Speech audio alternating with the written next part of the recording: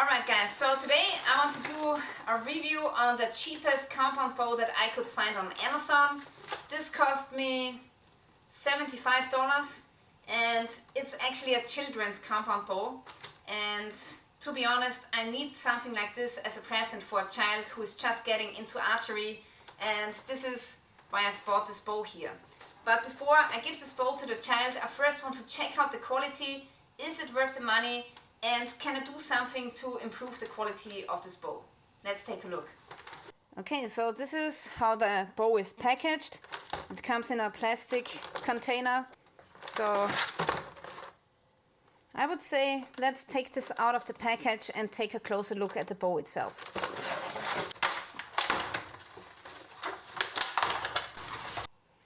Okay, this is the bow. I think the brand is BSW, but it even said a different name on the packaging.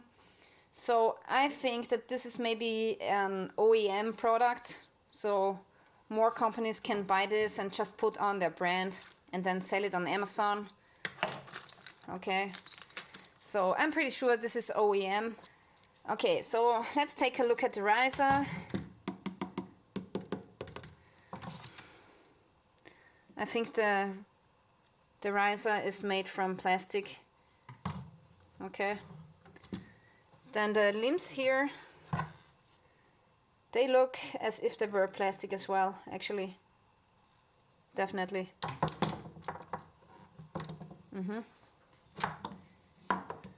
Okay, the arrow rest is looking like a cheap imitation of a drop-away arrow rest. It looks a little bit flimsy actually, so I think this will not hold for a very long time. It's only a matter of time until this flap rips off actually.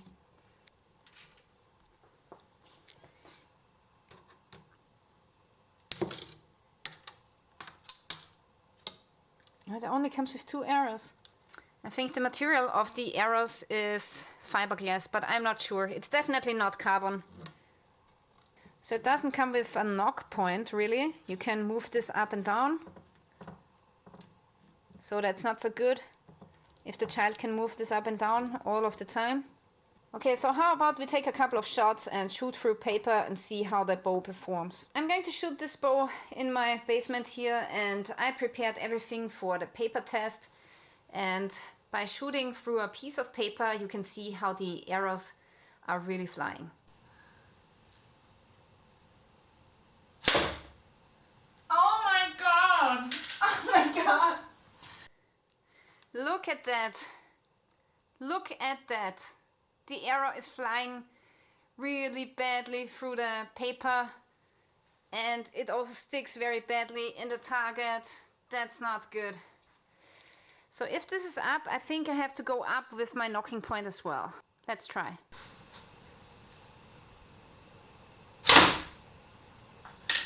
That was better. Okay, this one ripped from here. Okay, this is hard to say now because it ripped out like this. But it's a little bit better in the target now, but also very much to the left. Alright, so I think what's wrong with this bow is that the cams here are not very much in the center. So now I think the easiest way to correct this problem is that I'm going to remove this arrow rest and get a whisker biscuit, attach it to the frame somehow, and then move it a little bit to the left so that this comes into the center with the cable. Yeah, all in all, it's not a bad bow. It's a small children's bow, of course, and it was the only one that I could find which had a nice appearance, but which is also not too strong. So I found another model now on Amazon, which is actually a little bit cheaper, but that model has 25 pounds, and I don't think that a 6-year-old girl can pull it. So this bow here is really my only option. Oh yeah, and the bow also comes with a quiver. So you can attach this to the bow itself, which is a nice thing. But first I want to improve the bow a little bit. So now I want to rip off this piece here, because this is really some trashy piece of arrow rest. I've never seen something cheap like this. So I'm going to rip it off. Oh yeah, it's easy like that. And yeah, I hope that this hole is not too big. Okay, so I've ordered a whisker biscuit on Amazon, but that is going to take a while. And next I want to do some arrow tuning. Let's see how much these fiberglass arrows weigh. Oh my god, 30 grams. That's super heavy. So yeah, it's far too heavy. My arrows are only 18 grams and I'm shooting with 35 pounds, so this is too heavy. So today I have a couple of these old arrows here and I want to cut them off so they fit the size of this bow here. And let's take a look how long these arrows are. It's 26.5, but actually the draw length is only 22. So I think I'm going to cut it off here at 24 inches. So I think 24 inches is enough. Maybe 24.5. Okay, I took some electrical tape and taped off the spot where I want to cut the arrow. This is important so you don't get any breakouts. And for cutting, I'm going to take my iron saw.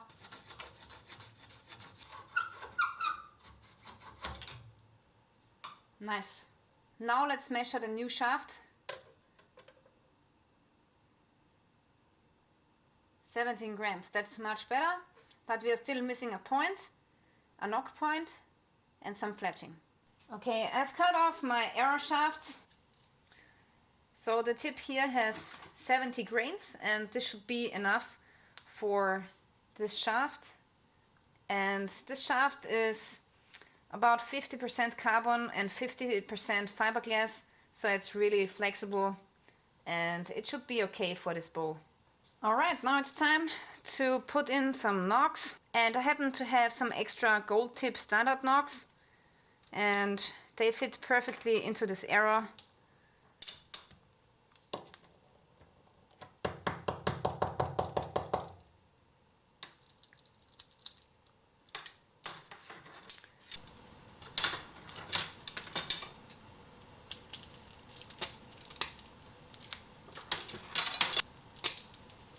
Now the only thing that's missing is the fletching, and the fletching is about 1 or 2 grams. So now we have 22 grams, and that's still much better than the old one, which was 30 grams. Now the problem is that with this bow, the cable is pretty thin.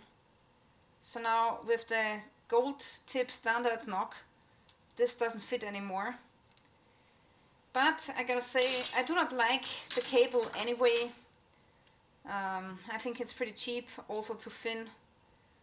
So I think I'm going to make my own cable now. As an improvised bow press, I have 3 sticks here. One is longer than the others. And I also created this loop, which I now want to thread through the slit here. Then I do the same thing at the other side. Now I take my longer stick and I start turning.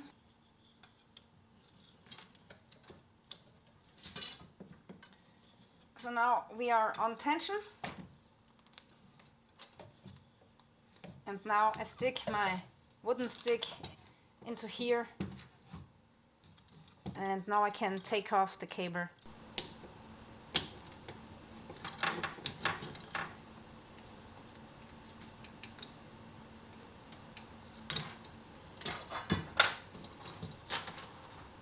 So now I try to replicate this cable here.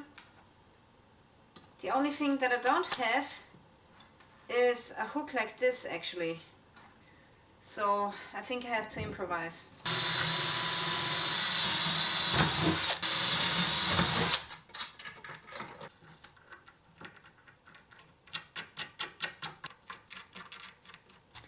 Okay, I want to hang in my string now, or cable.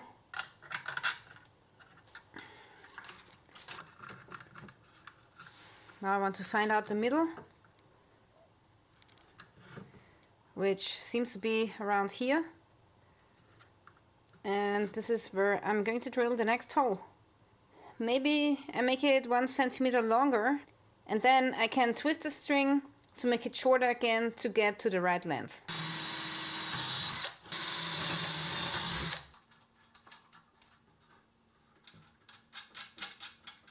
Okay, usually you make your compound bow cable with 24 strands, but I think for this bow 20 strands is enough. I just follow the same track as I have done before. Okay, I've used even less strands because this rim here is really thin. I cannot make it much thicker than this, and I also need some servings. So I have to leave it like this, and I'm sure that this is stable enough and it won't break. Okay, instead of making servings at the end of the loop, I'm going to take this part here, and now I'm just gonna make a small knot here to secure the string in the hook, and I will do the same thing to the other side. Okay, now I have my two eyes here, and next I want to quickly take off the string because I have to do some serving at the exact spot where the cams are, but I have to switch the string, otherwise I cannot do it.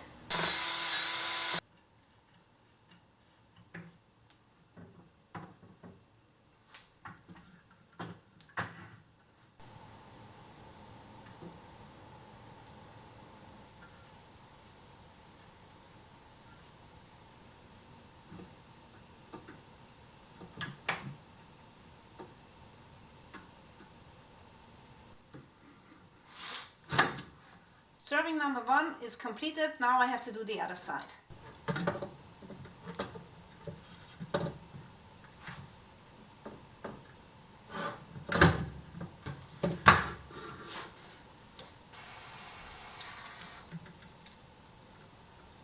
Okay, I just marked the middle of the string, the center of the string, and now I want to do one more serving from here to here, and this is actually where the arrow is going to be shot from.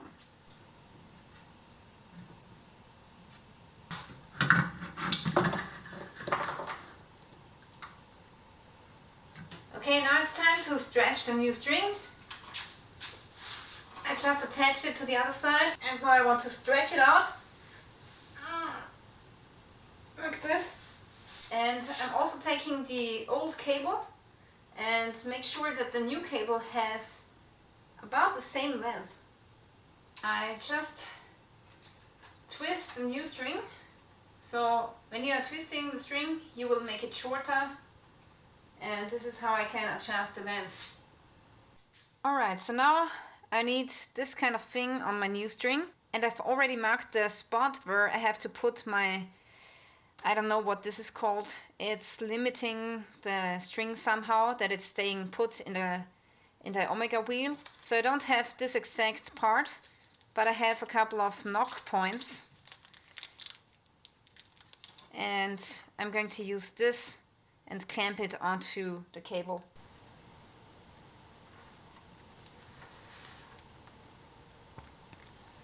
Okay, so now it's time to put back on the omega wheels. I put through the axle first, then the eye of the cable.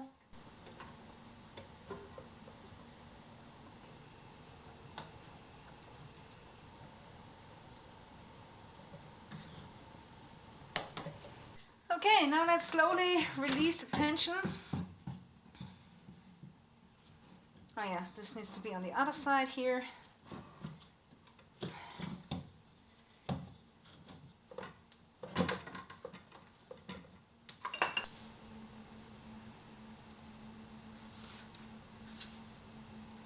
Okay, in the meantime my arrow rest has arrived. This is a whisker biscuit. And yeah, now I want to install it on the bow, and let's see if I can install it at this really big hole. Maybe I have to improvise. Okay, so unfortunately this screw is too short, so I have to take a longer one.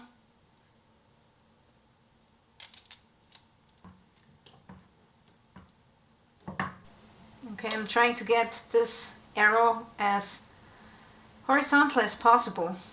Okay, I just noticed something. What's not so great about this bow is that I cannot move the whisker biscuit entirely to the frame, to the riser, because the bow has a groove here and it doesn't let me, you know, put this backwards all the way. And now I have this gap here. So yeah, that sucks a little bit. I don't have a knock point on yet, so I have to guess the horizontal line.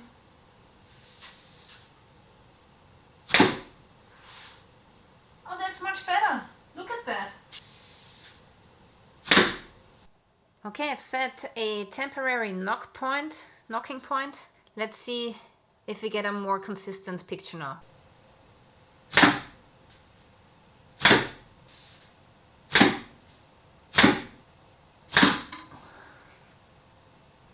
Alright, so I've set the knocking point, but I didn't press it on fully, so I can still take it off. And now I want to do one more test round.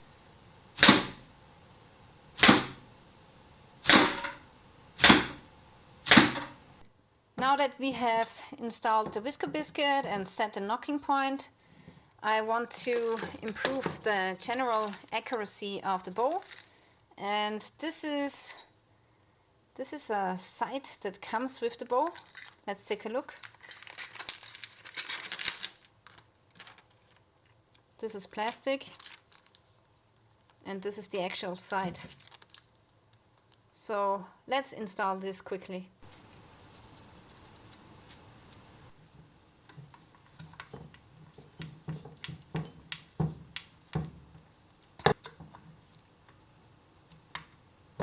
Alright folks, so I've played around a little bit with the bow and I made a small change.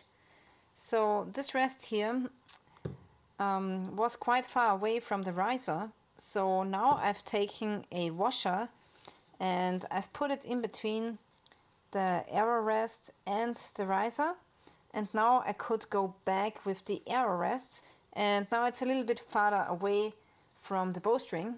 Now I also have taken out this caliper release, and now I want to make myself a D-loop and see how the flight of the arrow changes.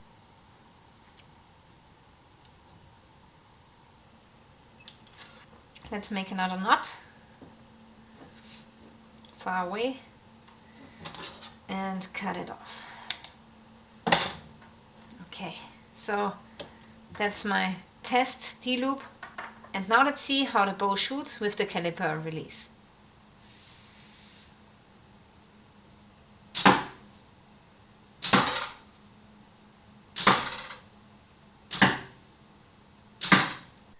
Okay, actually the bow is more accurate than I thought. Look at that, that's a really good grouping.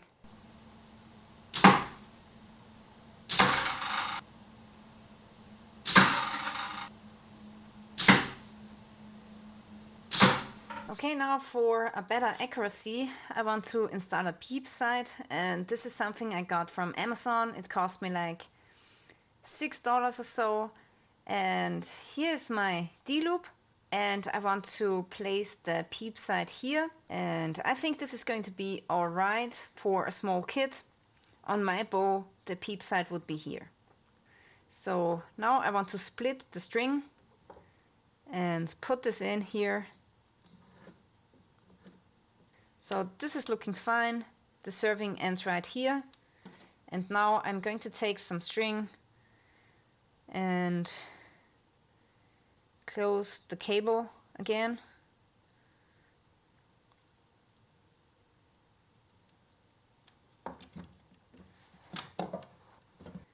And attach this small string to the peep as well to make sure that this doesn't fall out. So this is a pretty simple way of how to attach a peep. I'm pretty sure that there are better ways, but I think for this bow, this setting is fine.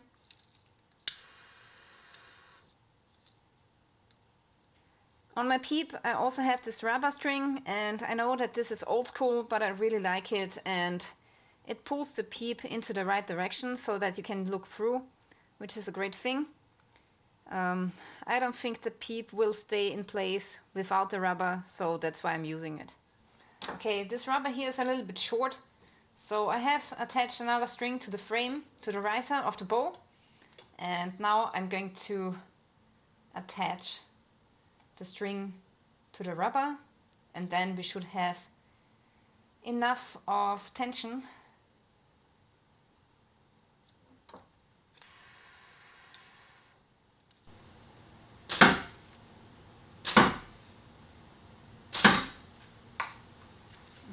I'm shooting a little bit to the right, so now I'm correcting my pin.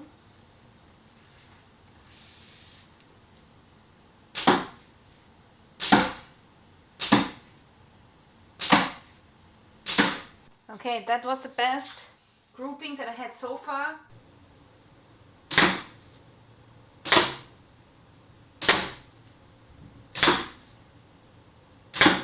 Okay guys, I just did a couple of shots, paper tests and everything, and I gotta say the bow doesn't really produce very consistent paper tests. So here you can see a smaller hole and then bigger ones, and this one is small again. So it's really not so easy to get a consistent picture for the paper test. Sometimes it's a little bit better. Usually when I knock too high, the flight of the arrow is the best. So usually when I knocked up here, the flight was really good, almost circular, but then the arrow was pointing down too much and I could not use the pin anymore. I think with this setup here, which is the center shot, the bow is the most accurate, but the flight of the arrows is not so great. And I think that maybe something is off with the symmetry of this bow. This side here seems to be much shorter if you take a look. Yeah, definitely. It seems shorter. It's a little bit off. Maybe that's intentional, I don't know. So it's definitely not easy to tune this bow, and I've tried many hours now. I did a lot of paper tests and it's just not possible to find the perfect setup where the accuracy, the center shot and the flight of the arrows are the same. Okay, I'm almost done with the bow, and now I just want to put on a proper D-loop. So here I have a proper D-loop material, which is normally used for compound bows.